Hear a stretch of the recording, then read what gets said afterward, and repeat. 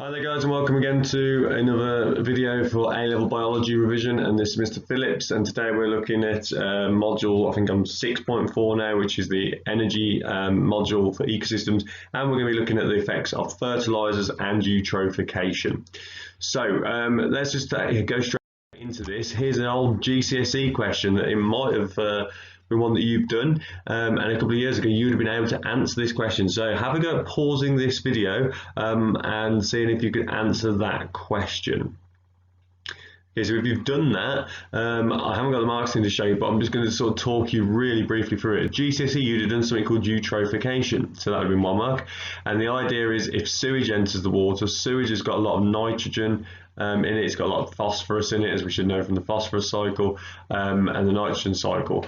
And what that does is those extra nutrients then cause a bacterial bloom, okay? And that bacterial bloom then uses up all the oxygen in the water. That means then that the plants and the animals start to die, and as a result you have a loss of life in the water. But let's look at it in more detail and make sure we can paint it. So first of all, you need to understand that fertilizers are obviously materials that are added to soil to provide nutrients for plants. So you might think, well, why is that an issue then? Why do we need fertilizers if you're doing the nitrogen cycle and the phosphorus cycle, potassium is also involved, and they get absorbed by the plants? When the plants die, it just goes back into the ground. Well, think about what we use crops for. We're growing the crops, we cut the crops out, we take the majority of the plant away to the supermarkets to be sold for food. And in terms of animals, we don't kill the livestock where they are, we take the livestock somewhere to an abattoir, and that happens there. So what is happening on that field is we're taking all the nutrients out, but we're not replacing the nutrients every year. And there is systems you can do that. So you might have talked about fallow farming systems when you did history at GCSE. All those sort of things are beneficial, and that's why rotating the crops is a good method of trying to keep the fertilizer at the natural levels of nutrients in the soil, because different crops absorb different nutrients. However, we've obviously depleted the nutrient supply in a huge amount of our areas of farming, so therefore we've got to now artificially add fertilizer. And the fertilizer we can add is either artificial fertilizer or it's natural fertilizer, and obviously those two things are quite different. So let's have a look. Hopefully, if this slide will move on, let's have a look at that. Apparently not. There we go. Right.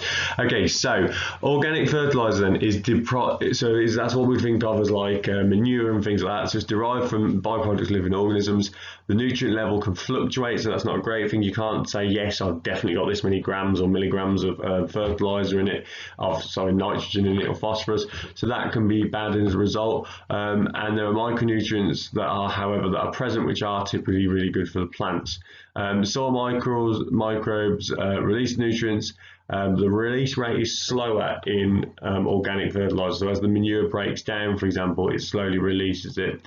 That is actually a good thing. It means it doesn't get all absorbed at once, and it takes a longer time to be absorbed into the soil. So you don't have to repeat applications over and over again. Also, using manure stops something called leaching happening, which is where if you spray a chemical fertilizer on the field, it might just run off into a river. That's unlikely to happen because all the poo isn't just going to sort of move along the ground and go into the river.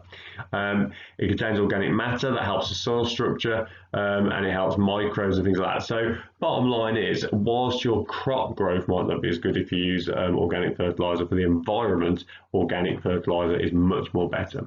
Then we've got synthetic fertilizer or artificial fertilizer, as it says in your books, and basically they contain pure chemicals that have been made up of powder and pellets. It's derived from industry, so you've done the Harbour process where we did about in GCSE chemistry, where you make ammonia. And nutrient levels can be really formulated for that specific plant. So the plant's going to benefit for it. It's going to grow really well. But it doesn't contain micronutrients, so the actual health of the roots of the plant may not be as good. The water releases the nutrients. So as it rains or as you spray the fields, it dissolves in the water and it goes into the soil. It's really quick and it might be short-lived though, so you have to put regular respraying on them to keep it working. But it does cause much quicker rapid plant growth. It can cause a problem if we can over-fertilise your crops, and that can cause plants to sort of burn, which means they're not growing properly. It can cause leaching and running off into areas you don't want to go. It doesn't contain any organic structure, so it doesn't help the field structure out. So then what are the overall advantages, I suppose? You get this guaranteed composition for artificial fertilizers. You get concentrated amounts, which reduces the cost of transport and potential damage to the fertilizer, and it's convenient for us, okay? But natural fertilizers have a mixture of substances. They might contain some vital trace elements. Think of them as like our vitamins and minerals. We only need small amounts of them, but they do help us stay healthy. Organic material is healthy, helps keep the soil healthy as well, and it releases the nutrients in a slow period of time, which increases the value over time because you have to reapplicate. Now, if you're applying fertilizers to the field, you need to understand, well, when do you apply them? Well, when you apply them would be when you want the plants to take the maximum amount. And the time, it takes a bit of time is required for those plants to absorb it and for it to reach the roots. You want the wastage through loss to be minimal, and you need weather conditions because you don't want to do it in rain because it just leaches out into the actual environment. So you're always generally going to apply them in the spring, which is where the plants have their maximum uptake, because they'll generally uptake nutrients just as they're starting to grow the most. Makes sense, hopefully, as they need those nutrients to get the growing going. So therefore that's really key. You will then try and do it in the spring though, but when the weather is forecasted not to have like flooding or intense rain, because that would cause the leachate to go down. So obviously it's quite difficult to get that time right sometimes. If you have a really wet spring, it can be difficult to do it without leaching all into the local environment. It's wasting, the farmers don't want that to happen because it wastes their money as well. Okay, so a problem of using fertilizers or from sewage leaks as well is eutrophication. So eutrophication is when the addition of additional nutrients ends up in the aquatic system, and it's caused by leaching, which is when the nutrients in fertilizers dissolve in soil water and then enter aquatic systems into the soil. This is less likely to happen with our natural fertilizers because they're solid. As I said, it would take longer for those nutrients to be released, so you won't get excess going into the soil. But we need to be able to describe eutrophication, and we need to be able to really well explain it, and this picture does that quite well for you. So how does it work then? Well, what we've obviously got is most likely, you see the picture, it says NPK fertilizers up there, and that is because, again, it is more likely to be an artificial fertilizer which is more soluble and dissolves readily in water, so it goes into the soil. We may spray excess on that onto the ground, it might then rain and it goes in. This is less likely to happen from natural fertilizer because it's going to be in the feces, and therefore it's trapped organic compounds which have to be broken down slowly.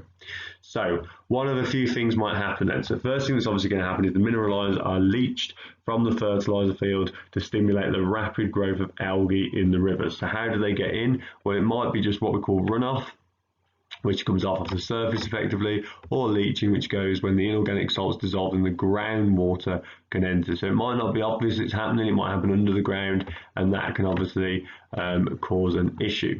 So the first thing that starts to happen is we get loads of nutrients then going into the actual water. Okay, so we've got the nutrients here, into the water. Okay, and then the thing that's going to start happening there is the smallest organisms are going to benefit really quickly from that. So we're going to start getting algae growing particularly, and that's going to then start using up oxygen and doing all of the things. So if we break it down, how does it work? First thing that happens is the minerals leach into the water. Next thing is you get a growth of algae which are absorbing all these excess nutrients of nitrogen, phosphorus, and then you get a large amount of algae which will block off the plants below. Now, algae do photosynthesis, but they don't do a great amount of photosynthesis. So the algae block off the plants below. The plants will then die, and they'll die because the algae can't block the sunlight. They can't do photosynthesis. So then what starts to happen is that the bacteria will die. The plants will die, and then bacteria start eating the dead plant matter. They then use up even more oxygen, okay, and as a result, and dead algae that start to build up as well, as a result then you really start losing the oxygen levels in the water. Okay, then what will happen is the oxygen levels really fall, and then fish and other aquatic organisms die as a result, and that's really obviously bad and a disaster for the environment. So not a massive issue in terms of management things to say, but the difficult question if you haven't revised it. So remember the key steps: the minerals leach into the water. That gives extra nutrients into the water, which causes algae to grow rapidly, causing algal bloom. Algal bloom blocks out sunlight. That stops the plants from being able to do photosynthesis. The plants then die, and also the algae start to die, obviously, as well. And what happens then is the bacteria decompose the algae and the plants. Bacteria are respiring as they're decomposing, so saprobionts effectively. They lower the oxygen levels further, and then the fish and the other aquatic organisms will die due to a lack of oxygen. So you could be asked to describe this in terms of, we're given a picture, you could be just given us nothing, you could be asked little questions about it. So again, this flow diagram, just as what I just said a minute ago, you've got increased concentration of nitrates and phosphate in the soil. You then increase the growth of algae and other photosynthetic organisms. Many of the organisms die before they're eaten. Which blocks out the sun as well. You then get the increase in decomposers, particularly bacteria that respire. That lowers the concentration of oxygen in the water, and then the low concentration kills all the other organisms in the water as well. Also, it's worth saying that blue-green algae, particularly, which you can sometimes get algal blooms in like local lakes and things like this. The nearest one to us is Earlswood Lakes. That has happened, and that is toxic to humans. So it's dangerous to go swimming if there is an algal bloom. Okay, guys, I hope that's been useful, and I'll see you soon.